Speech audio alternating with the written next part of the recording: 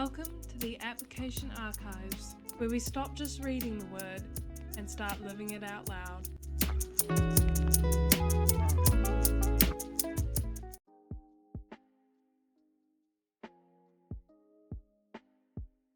Welcome to episode 5 of the Proverbs series.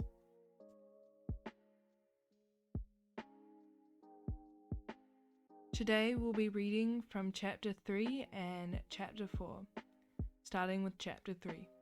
My son, do not forget my law, but let your heart keep my commands. For length of days and long life and peace they will add to you. Let not mercy and truth forsake you. Bind them around your neck. Write them on the tablet of your heart, and so find favor and high esteem in the sight of God and man. Trust in the Lord with all your heart, and lean not on your own understanding. In all your ways acknowledge him, and he shall direct your paths. Do not be wise in your own eyes. Fear the Lord and depart from evil. It will be health to your flesh and strength to your bones. Honor the Lord with your possessions, and with the first fruits of all your increase. So your barns will be filled with plenty, and your vats will overflow with new wine. My son, do not despise the chastening of the Lord, nor detest his correction. For whom the Lord loves, he corrects, just as a father the son in whom he delights. Happy is the man who finds wisdom, and the man who gains understanding, for her proceeds are better than the profits of silver, and her gain than fine gold. She is more precious than rubies, and all the things you may desire cannot compare with her. Length of days is in her right hand, in her left hand riches and honor. Her ways are ways of pleasantness, and all her paths are peace. She is a tree of life to those who take hold of her, and happy are all who retain her. The Lord by wisdom founded the earth, by understanding he established the heavens. By his knowledge the depths were broken up, and clouds dropped down the dew. My son, let them not depart from your eyes. Keep sound wisdom and discretion, so they will be life to your soul and grace to your neck. Then you will walk safely in your way, and your foot will not stumble. When you lie down, you will not be afraid. Yes, you will lie down, and your sleep will be sweet.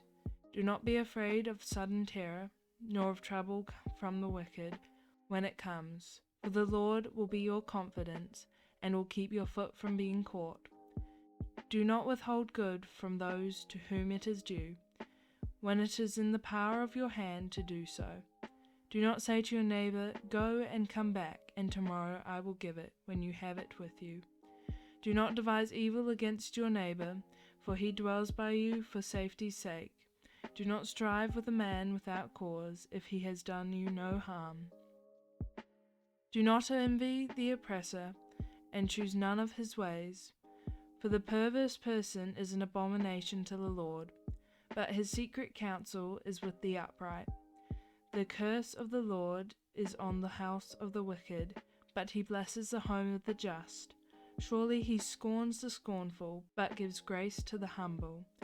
The wise shall inherit glory, but shame shall be the legacy of fools. And then there's chapter 4. Hear, my children, the instruction of a father, and give attention to no understanding, for I give you good doctrine. Do not forsake my law. When I was my father's son, tender and the only one in the sight of my mother, he also taught me and said to me, let your heart retain my words, keep my commands, and live. Get wisdom, get understanding, and do not forget nor turn away from the words of my mouth. Do not forsake her, and she will preserve you. Love her, and she will keep you. Wisdom is the principal thing, therefore get wisdom, and in all your getting get understanding. Exalt her, and she will promote you. She will bring you honor when you embrace her. She will place on your head an ornament of grace. A crown of glory she will deliver to you. Hear, my son, and receive my sayings, and the years of your life will be many. I have taught you in the way of wisdom, and I have led you in right paths. When you walk, your steps will not be hindered, and when you run, you will not stumble. Take firm hold of instruction. Do not let go. Keep her, for she is your life. Do not enter the path of the wicked, and do not walk in the way of evil. Avoid it, do not travel on it. Turn away from it and pass on, for they do not sleep unless they have done evil. And their sleep is taken away unless they make someone fall. For they eat the bread of wickedness, and they drink the wine of violence. But the path of the just is like the shining sun, that shines even brighter unto the perfect day. The way of the wicked is like darkness. They do not know what makes them stumble.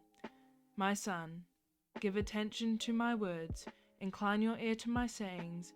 Do not let them depart from your eyes, and keep them in the midst of your heart, for they are life to those who find them, and health to all their flesh. Keep your heart with all diligence, for out of it spring the issues of life. Put away from you a deceitful mouth, and put perverse lips far from you.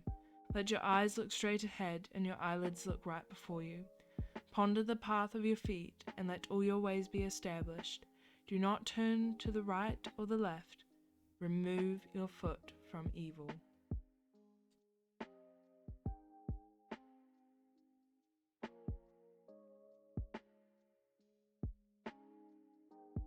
So, after hearing those readings, one of the overall themes I saw was that wisdom starts by treasuring God's teaching, not just by knowledge, but by transformation of the heart.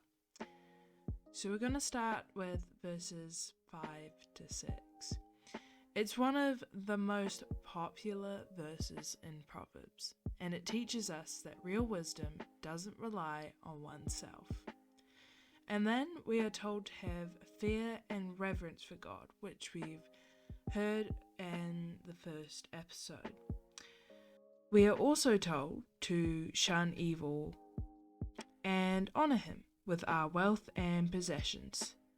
Then we see God's telling us not to despise correction, as it is a form of love. Wisdom is of superior value and is something God wants us to have. In verses 21 to 35, we are given practical commands to do good and avoid plots to harm others, for God blesses those who are righteous and seek wisdom. And then for chapter 4, we see again that we are told to listen to generational wisdom, even though wisdom may cost all that we have. It's more valuable than any earthly possession, and the way of wisdom is also a safer path, while the path of the wicked is dark. We are told above all else to guard our hearts, for everything we do flows from it, so we must keep our words pure and our actions steadfast from evil. So, as today is a shorter episode, I only have 3 applications for today. The first being guarding your heart. I feel like we've talked about this before, but I'll go into it again. What you allow into your heart and mind will shape your actions. So you want to ensure that what you want to come out in your life matches the input, what you're bringing into your life. The second being embracing challenges and discipline. We need to learn to view trials as potential growth for what God wants to teach us. Oftentimes the trials that we have to face are there so that we can grow, so that we can be stronger, so that we can be used more effectively for God's plan. And then the last one being daily trust in God. When making decisions, seek God's direction instead of trusting your own logic. This is something that I personally found convicting when I was reading over it. I feel like so often you'll be doing something, you don't even think twice about asking God. I just do the thing on my own logic. I'm like, yeah, this should work. And then sometimes it just goes all wrong. So sometimes it's better that when you are making decisions, no matter how little they seem, just pray. Just seek God's direction, because ultimately our own judgment is very flawed. Next week we'll be talking on Proverbs chapter 8 to 9, and it will be our second to last episode for this series.